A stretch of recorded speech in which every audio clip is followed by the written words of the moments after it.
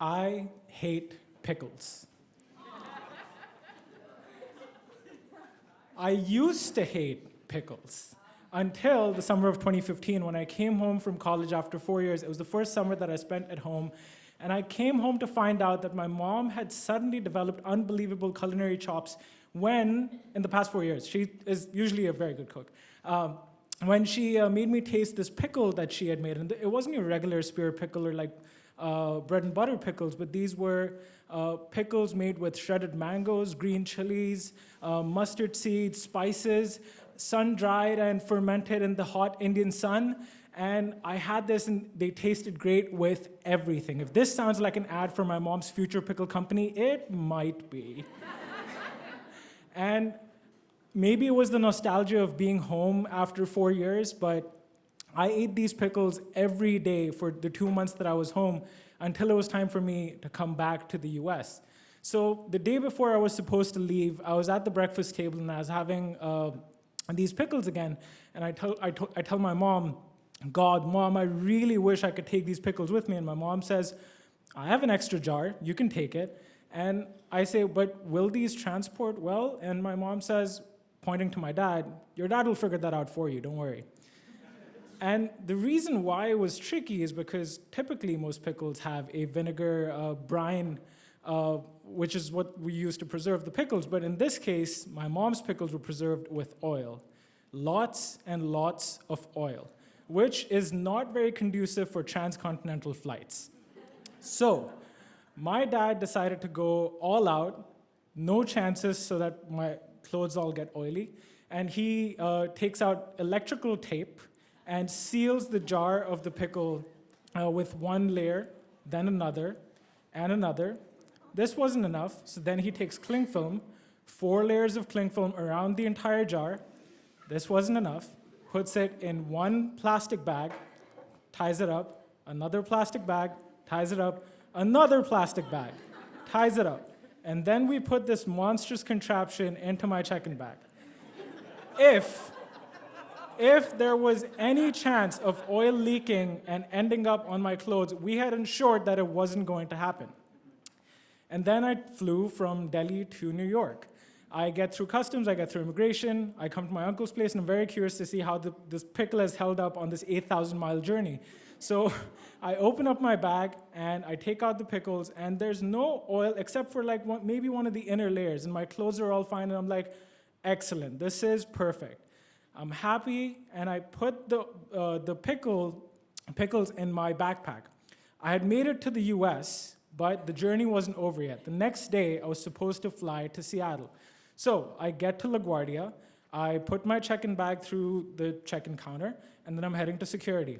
And I've done the security rigmarole thousands of times, and I'm a pro at this now. So I get to the security gate, and even before my number's up, my shoes are off, my belt has been taken off, my bracelet is out and in my bag, my phone is in the bag, my watch is in the bag, the bag is on the tray, the bag's on the belt, the laptop's on the tray, and I get into the X-ray machine where the TSA agent can see you naked. There's no beep, and I get out, and usually this is where the security check ends for most people, except when you wear a turban. In this case, what they make you do is they make you pat down your turban. You put your hands out. The TSA agent will then take a swab your hands, and then check for chemical residue. I don't know why. and while you're waiting for this machine to tell you whether or not the chemical residue is positive or negative, you're just standing there. You can't leave. In the meantime, my bag has made it through, and for some reason, the TSA agent behind the belt says, whose bag is this? And I say, that's my bag. And she says, what's in the bag? And I say, nothing. And she says, do you mind if I open it? Because I can't go to her. And I'm like, yeah, go ahead. And she opens the bag, and she looks in there, and she sees brown plastic, and her face turns pale. And she says, what's in the bag? And I says, nothing. And then she pulls down the flap and says, what is this? And I say, shit.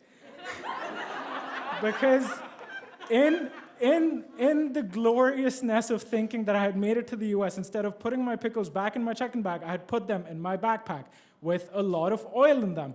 Now, This lady says, "What is this?" And I say, "It's just pickles." And she says, "No, what is this?" I say, "It's just pickles. It's just pickles." And this TSA lady is looking at me with a guy with a turban, with something with 4 layers of plastic, with something leaking out. The chemical residue test still hasn't beeped. And she's thinking, this is the day she saves the country.